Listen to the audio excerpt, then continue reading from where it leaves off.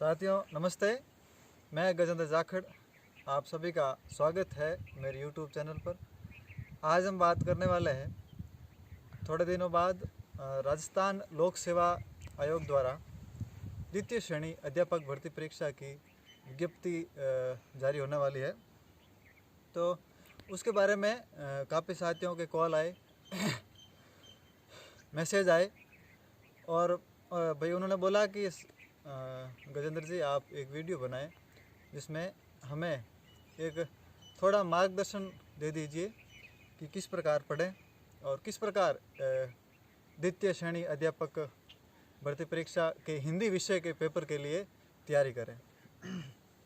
तो आज हम द्वितीय श्रेणी या वरिष्ठ अध्यापक या सेकंड ग्रेड या सीनियर टीचर जो राजस्थान लोक सेवा आयोग द्वारा आरपीएससी द्वारा आयोजित होती है उसके संबंध में द्वितीय पेपर सेकंड पेपर हिंदी विषय के बारे में बात करेंगे। तो सबसे पहले मैं आपको बताना चाहता हूं कि 2018 में जो भर्ती हुई थी उस परीक्षा में मेरी पूरे राजस्थान में 88वीं रैंक थी, 88 ऑल आर, ठीक है। और उस परीक्षा में मेरे 375 अंक थे कुल। हिंदी विषय मेरे 150 में से 130 प्रश्न सही थे, कुल 260 अंक थे। तो उस विषय की मैंने तैयारी किस प्रकार की उसके बारे में हम बात करेंगे।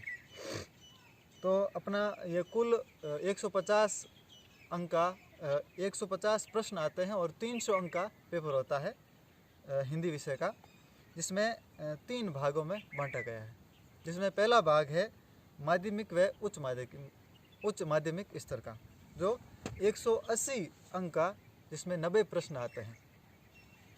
उसमें पहला पार्ट आपके है व्याकरण का, हिंदी व्याकरण से संबंधित वर्णमाला, वर्ण विचार है, संज्ञा, सर्वनाम, विशेषण, उपसर्ग, प्रत्यय, संधि, समास, जो भी है, वाक्य विचार, यह सारा उसमें दे रखा होता है। तो उसमें आप सबसे पहले एक छोटी लाल किताब आती है, व्यवहारिक हिंदी व्याकरण, हरदेव बहारी द्वारा लिखित है। व्यवहारिक हिंदी व्याकरण, हरदेव बहारी, छोटी सी लाल किताब है। उस किताब को आप 2 से 3 बार अच्छे से पढ़ जाइए, ऐसे ही पढ़ जाइए, तो आपको समझ आएगा कि भी संज्ञा क्या होती है, आखिर सर्वनाम क्या होता है, ठीक है, वाक्य कैसे बनते हैं, मुहावरे कैसे बनते हैं, मतलब बेसिक जानकारी आपको वहाँ से बड़ी अच्छे से क्लियर हो जाएगी। यदि आपकी बेसिक अच्छी नहीं है तो, वरना आपको ज़रूर नहीं, आपकी नींव मजबूत है व्याकरण में तो आप कोई भी पुस्तक उठाकर पढ़ सकते हैं। उसके बाद में एक 9 से 12 ओल्ड 2012-13 के आसपास राजस्थान बोर्ड की पुस्तक चलती थी, जिसके लेखक है डॉक्टर सोहनदान चारण और रतनलाल गोयल, ये 2 लेखक है और उनकी किताब है, वो आप पढ़िए, बहुत अच्छी किताब है। आप उस पुस्तक को आधार बनाइए, वो बहुत शानदार किताब है। वो आपको मार्केट में यदि नहीं मिलती है तो अभी हाल ही में कुछ दिनों पहले 2021 का ही संस्करण है, नया एडिशन निकाला है, डॉक्टर सोहनदान चारण ने अपनी खुद की एक अलग बुक निकाली है, उसका भी नाम नवीन हिंदी व्याकरण ही है। तो आप भले ही वो ले आए, एक ही बात है, दोनों में से कोई भी लें और अच्छे से मतलब तैयार करें। उसके बाद में अब आपको ये जो व्याकरण के बेसिक कॉन्सेप्ट है, व्याकरण की बेसिक अवधारणा है, मूल अवधारणा है, वो आप यहाँ समझ आएंगे। लेकिन जब पर्यायवाची, विलोम शब्द, उपसर्ग, प्रत्यय, संधि, समास, बहुत सारे एग्जाम्पल्स की बात आएगी, उदाहरण की बात आएगी, अभ्यास कैसे किया जाए, तो उस अभ्यास पुस्तक के लिए आप और अपनी वोकैबुलरी, शब्दकोश मजबूत करने के लिए आप एक पुस्तक है, उसका मैं नाम सुझाऊंगा, मैंने वही पढ़ी थी, इंदिरा अशोक की आती है, हिंदी व्याकरण एवं भाष्य, हिंदी व्याकरण एवं भाष्य, इंदिरा अशोक, बहुत ही शानदार पुस्तक है, गजब की पुस्तक है, आरबीडी द्वारा प्रकाशित है। भले आप वो ले लें, यह नहीं लें तो आप कृष्णाराम मैया की पुस्तक ले लें, कृष्णाराम मैया की, हिंदी व्याकरण नाम से आती है, कृष्णाराम मैया, विमलेश शर्मा, ये 2 लेखक हैं। तो आप ये मतलब पुस्तक ले लें और साथ में किसी भी प्रकाशन के पुराने प्रश्न पत्रों के पेपर उठा लें, ठीक है, पुराने प्रश्न पत्र उठा लें, सॉरी, तो आप उनको अच्छे से हल करें। अब बात आती है इसी पार्ट में उच्च माध्यमिक स्तर में 9 से 12 की पुस्तकें हैं, वो आपको पढ़नी है पूरी। जैसे वर्तमान में चल रही है NCERT की पुस्तकें, ठीक है, उन पुस्तकों को आपको पढ़ना है। 9 से 12 की मूल पुस्तकें उठानी। ऐसा नहीं है किसी भी गाइड को उठा लिया, या आप कोई बाज़ार में अलग अलग किताब खूब आती है, खूब प्रकाशन निकालते हैं 4 पैसे कमाने के लिए, तो आपको उन पुस्तकों के भरोसे कतई नहीं रहना है। उन्होंने कचरा फैला रखा है, मैं साफ बता रहा हूँ। वो क्या करते हैं, किताब उठाई, हुबहू पाठ टिप दिया, और वो करते क्या है, हुबहू पाठ टिपा, पीछे 5 प्रश्न बना दिए, ठीक है, और वो भी इतने घटिया लेवल के प्रश्न होते हैं कि ऐसे प्रश्न कभी एग्जाम में कोई पूछ भी नहीं सकता, ठीक है। और आगे क्या कर दिया, आगे उस रचना और रचनाकार के बारे में पूरा विवरण दे दिया उठा के, वो आप कभी याद नहीं कर सकते। और इतना कचरा कर रखा है, कोई मतलब नहीं है, न कोई सही, उनका क्या पता वो कितने गलत हैं। तो आप ऐसी किसी भी किताब के भरोसे मत रहिए। 9 से 12 की मूल NCERT की किताबों को उठाइए, जो राजस्थान बोर्ड भी निकालता है।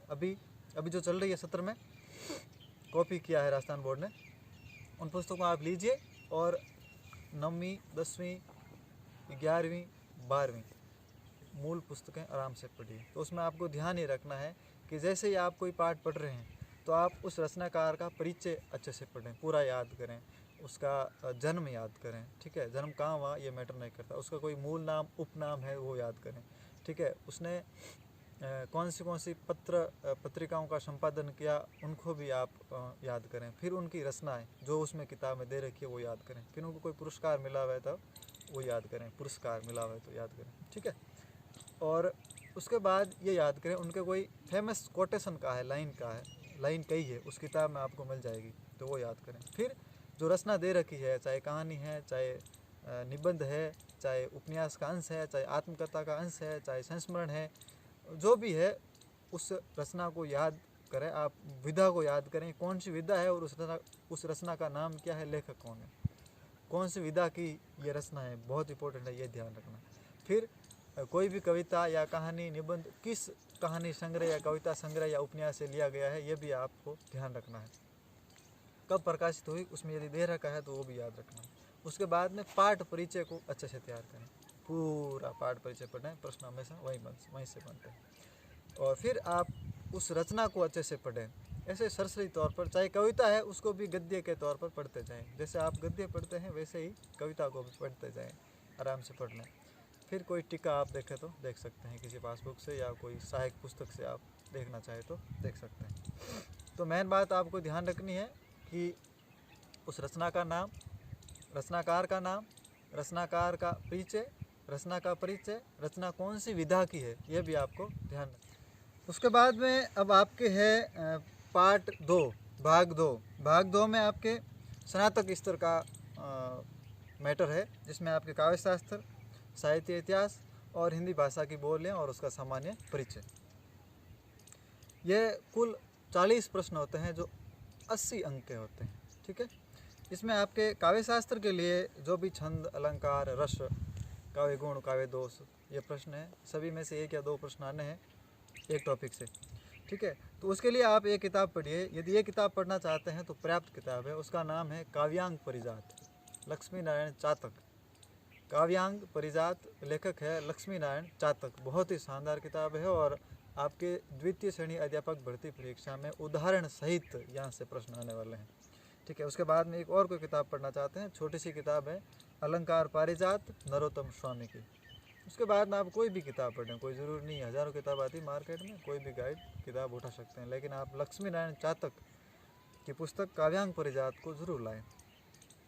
अब आपके बात आती है साहित्य इतिहास की।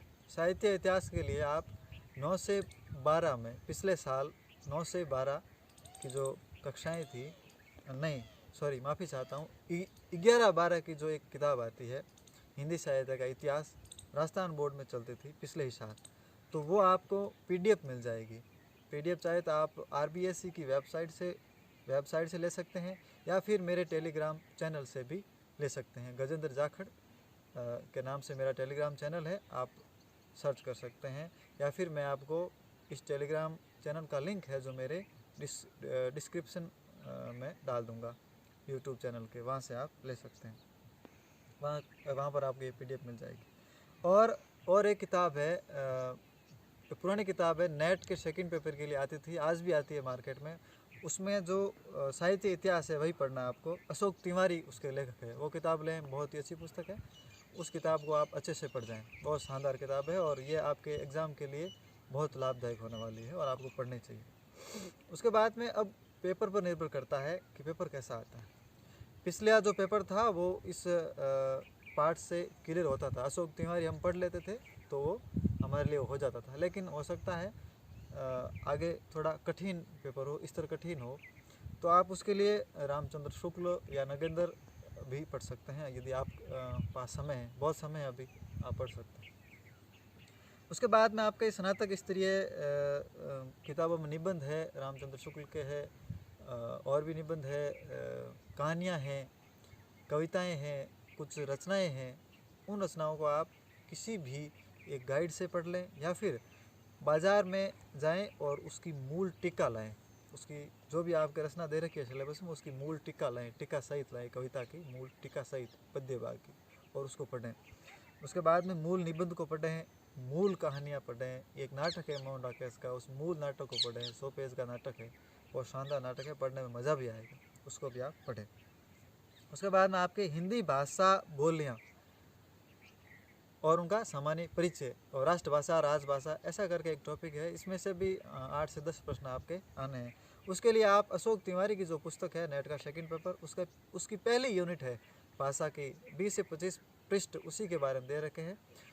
उस भाव को आप वहाँ से अच्छे से तैयार कर सकते हैं, बाकी अन्य जगह से पढ़ने की आवश्यकता नहीं रहेगी। और पुराने पेपर्स में से प्रश्न भी देख लें कि भाई कैसे प्रश्न आए हैं, वहाँ से मिल रहे हैं नहीं मिल रहे हैं।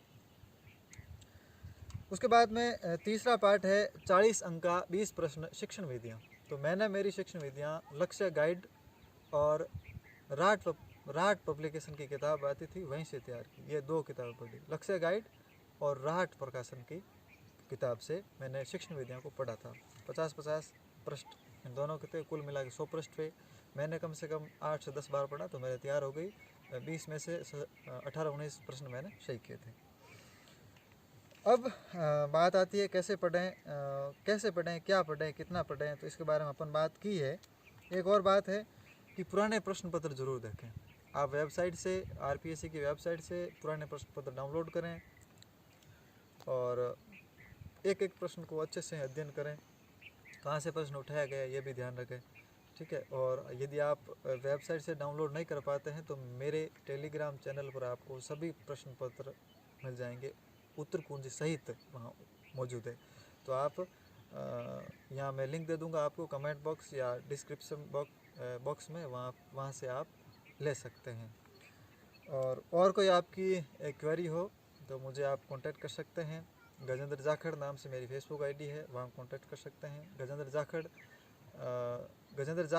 09 के गजेंद्र जाखड़ 9 गजेंद्र जाखड़ 9 नाम से मेरी ट्विटर आईडी है, वहाँ संपर्क कर सकते हैं। टेलीग्राम चैनल पर आप संपर्क कर सकते हैं और मेरे कॉन्टैक्ट नंबर पर भी आप संपर्क कर सकते हैं।